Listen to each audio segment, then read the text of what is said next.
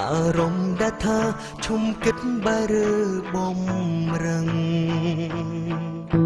បញ្ចាំងចិត្តបងធ្លាប់ធ្ន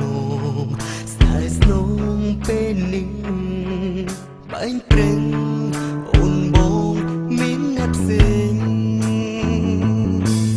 លឺសូនមានគេឯបងមានអ្នកផ្សេងនៅចំហួងហើយព្រោះលឺគេមិនល្អ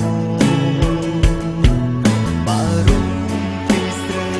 បងសែនព្រោះចិត្តខ្លាចគេមិនស្មោះសរគេមិនល្អដូចពេលបងនៅស្នេហ៍ក៏ល្អបើអូនជួបស្នេហ៍ពិត